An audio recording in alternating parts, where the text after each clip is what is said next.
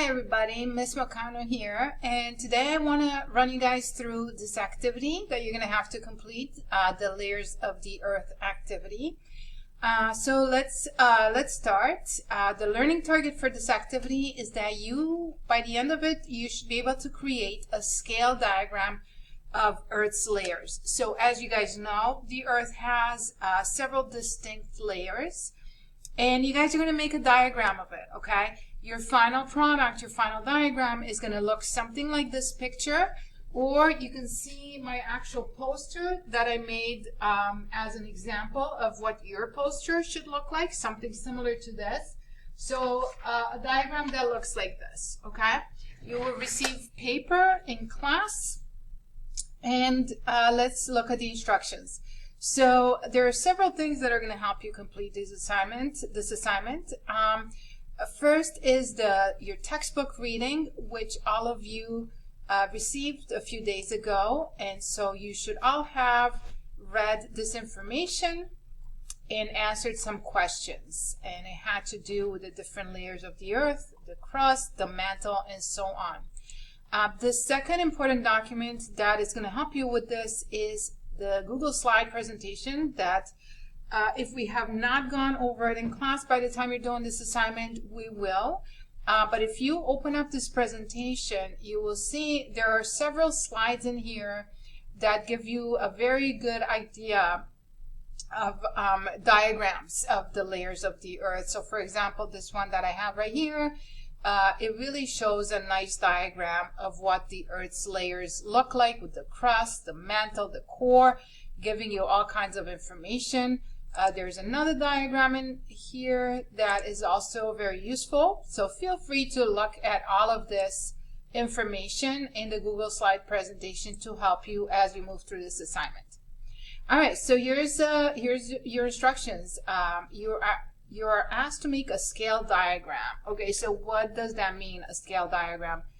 Well, if we look at this table, the total thickness of all the layers of the earth, so that means if we were to go from the surface of the earth all the way to the center of the earth, the total distance that you would cover would be about 6,400 kilometers.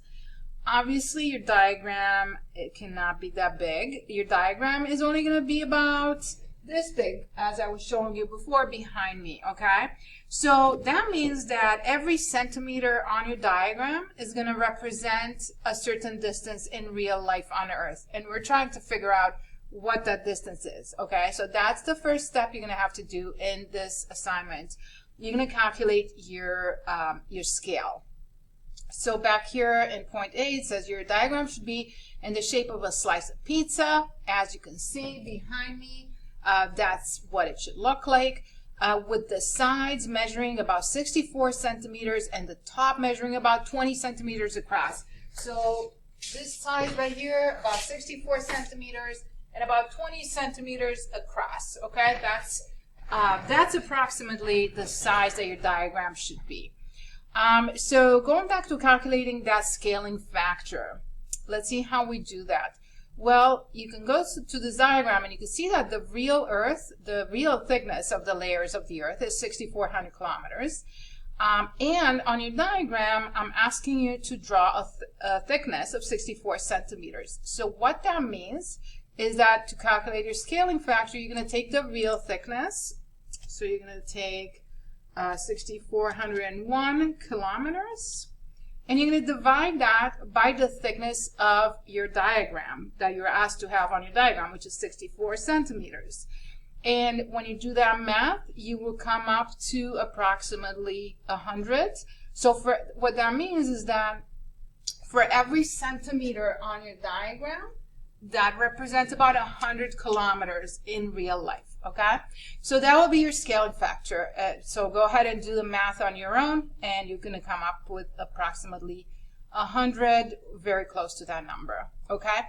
Now that you have your scaling factor, which you're going to put your number right here, you're going to use it to calculate the thickness for each individual layer. So not the total thickness, but the thickness for each layer. So for example, if I want to calculate the thickness of the crust of the Earth in real life, it's about 30 kilometers.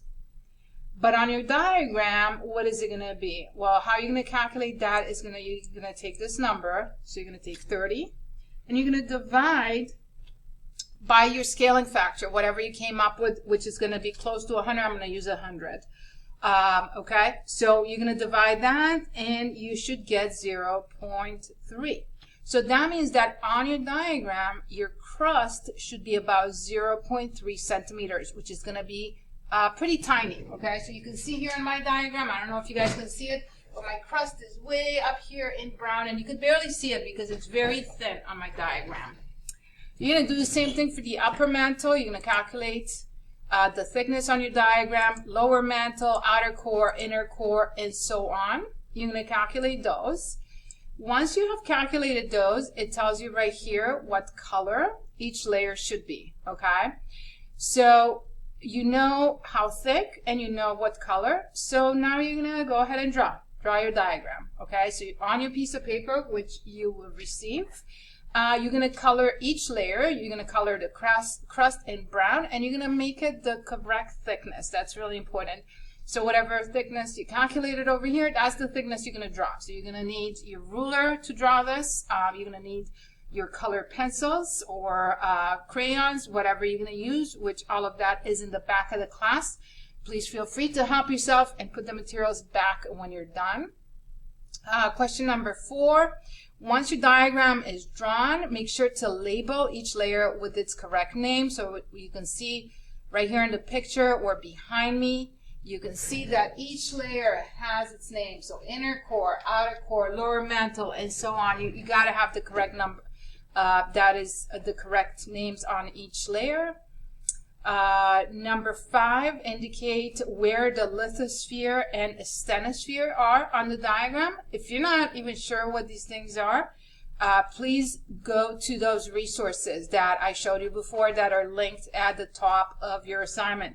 So right here, so if you don't know what the asthenosphere is, go ahead and go through this Google slide presentation. It will show you actually right here, and it will talk about it. And go ahead and read through the textbook. So here is that reading that is linked in your assignment, and right here it talks about the asthenosphere and what it is, okay? So please go ahead and use those resources as you move through this assignment.